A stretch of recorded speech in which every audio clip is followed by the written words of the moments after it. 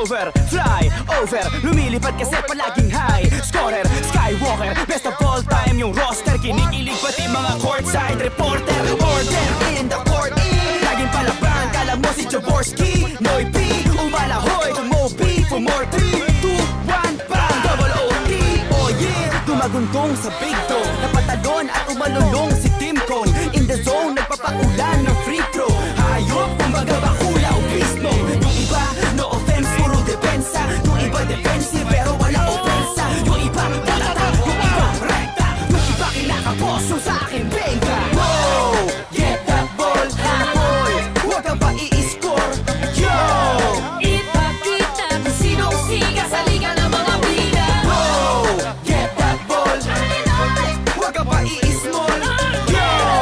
Ipakita kung sinong siga sa liga ng mga bida. Ako dumakdak, lahat pumapalakpak. Siguradong madugo ang laban pag ako sumaksak. Swak na swak, dagger sa dibdib ng higante. Walang gulayat, kabal na pito miskarte.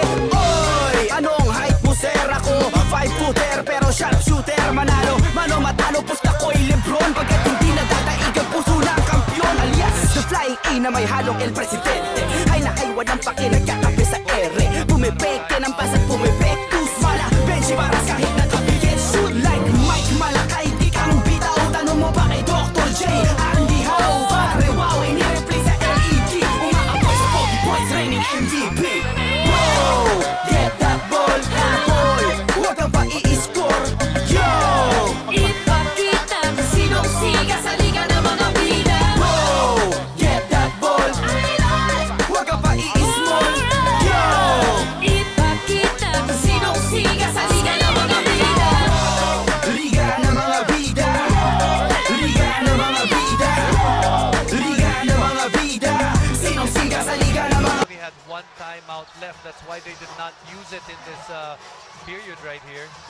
12 seconds yung shot clock. Atake si JJ Hildebrand making the basket. Big basket for JJ Hildebrand. Sunod po natin sa araw naman ng Miyerkules. Pero balikan natin ating laban. Petron with the ball but they're down by 1 point.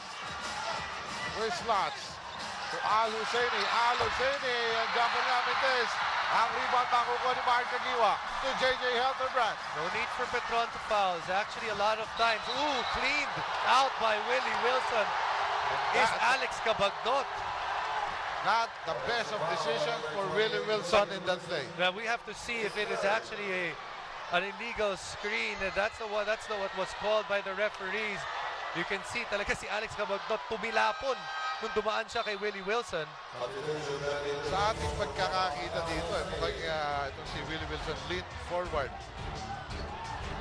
Ito, close. Petron situation. You know in close games, look out for Alex Cabagnot. And don't forget about Danny Ives.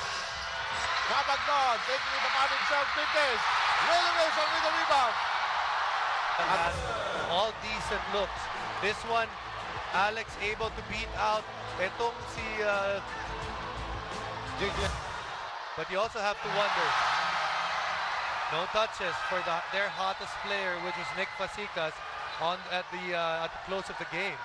Still enough time for Petron though. Marami pang oras, remember. Oo. Only 2-point ball game. Pasok ni Willie Wilson. Even if he makes the second free throw, Plus a timeout. it will still be a single possession ball game. 18.5 seconds remaining. Hold eh, no? 20 seconds. Ibinalik po ang ating oras. Nakadagdag ng isang kalahating segundo kasi kanina 18.5 yan.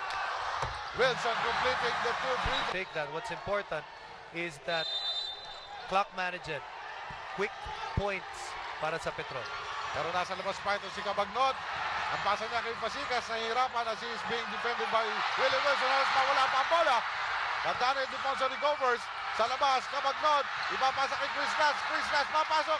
Balik kay Fasicas for 3. Boom!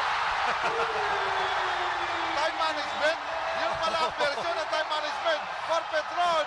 Not going for the 2 though. 3-pointer from Nick Fasicas to tie the ball game up.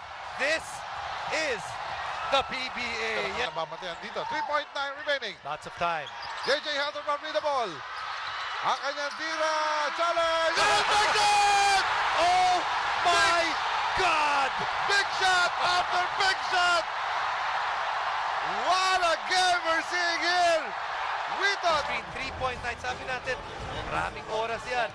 JJ able to carve out space, going to the right side, just a small screen here. Actually, si Pasigas na nakabantay sa kanya. Binomba pa! Pasok pa rin para kay JJ. When you have a 6'11 guy in front of you, you really have to be creative with your shot. At yun mismo, Shot clock in his head. Kalkulado. Pinilang ni JJ Helterbrands ang natitirang oras. He was the only guy that touched the basketball para dito sa Barangay Ginebra. one thing I can say about JJ, it must be the shoes. JJ Helterbrand with that big shot. Ilang beses po natin ulitin, hindi magsasama ang Barangay Ginebra with this sweet victory dito po sa ating Sunday offering. A win of Barangay Ginebra in their first game dito sa Commissioner's Cup over Petron Place Boosters. At ito, they're still celebrating with their hero, JJ Helterbrand. Hindi matatapos ang selebrasyon ng barangay. Wala pang umaalis.